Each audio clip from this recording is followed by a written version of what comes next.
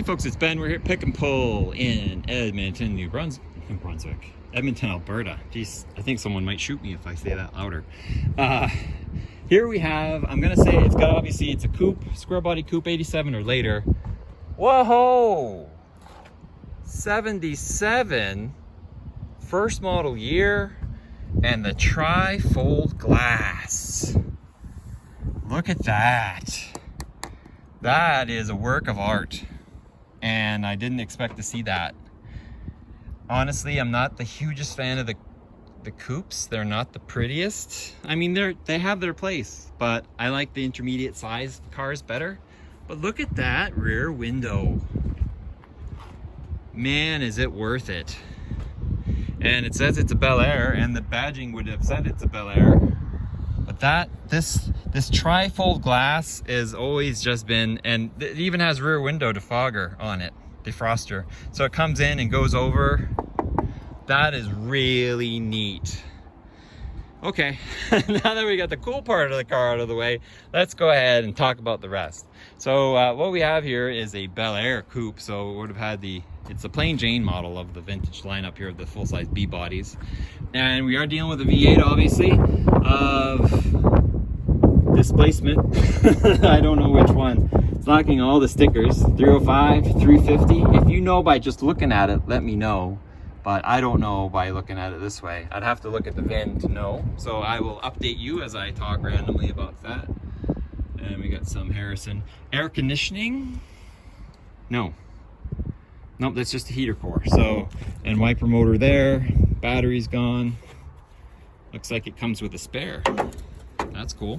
The bumper is actually in fairly nice shape. It's not that bad. Looks like it took a little kiss to the side that you see over here.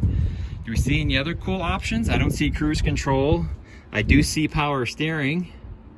Has a heater and a horn. So we're going along there. Not the sport mirrors. Here we've got our VIN, which will tell us more than we need to know.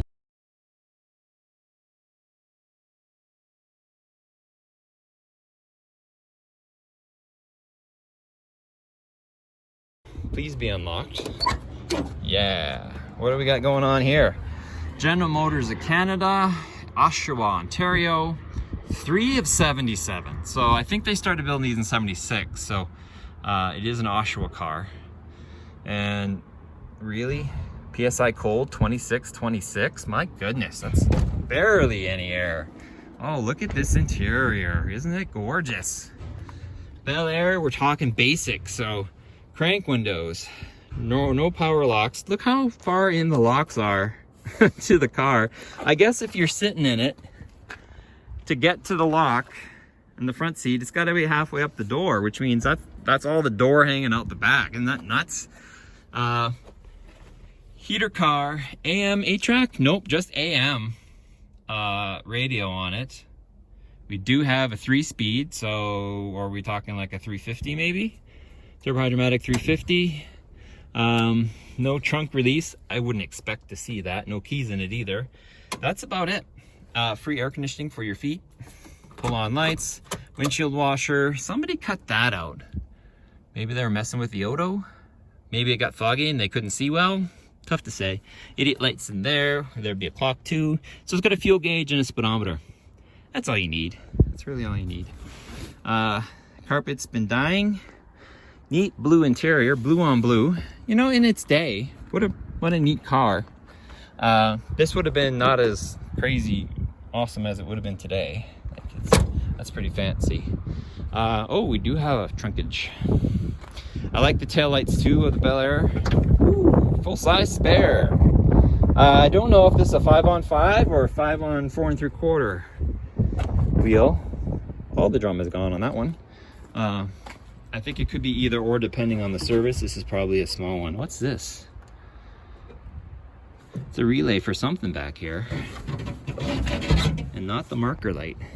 Okay, and it looks factory-ish. This is not to you. There's another piece of glass. Just a wide open trunk, nothing in it, but that was the color.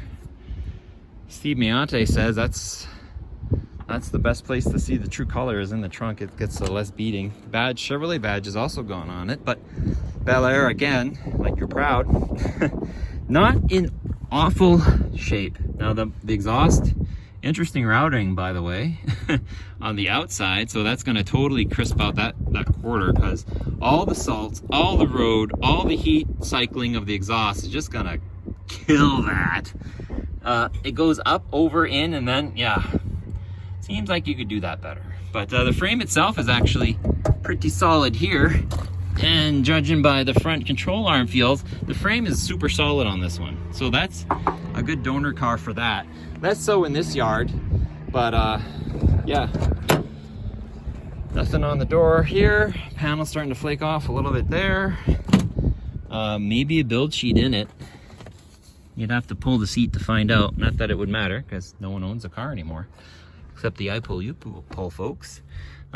Yep, oops. Okay, so that's kind of tender. A little soft there. Looks like the mirror's falling off too. Neat car. Not a lot of coupes made. I should have production numbers on this. So we have a Bel Air 2-door V8 car. So we ought to be able to look that up on 77. So that's neat.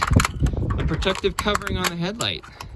That's aftermarket on both sides. That one's even good. Sorry to wreck the other one. Anyway, if you have any questions on this car, it is neat, and I would buy one at the right price, always.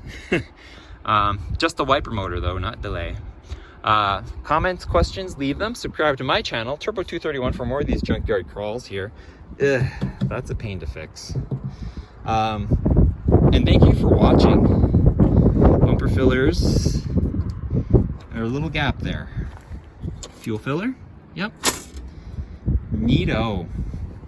What a cool car. I mean, it's just so much door. That's a huge door. Huge quarter panel.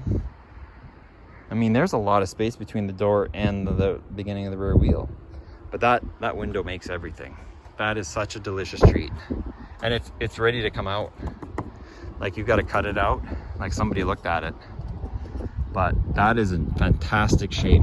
Not that you lose a lot of rear windows, but if you did, they got one. That's super cool.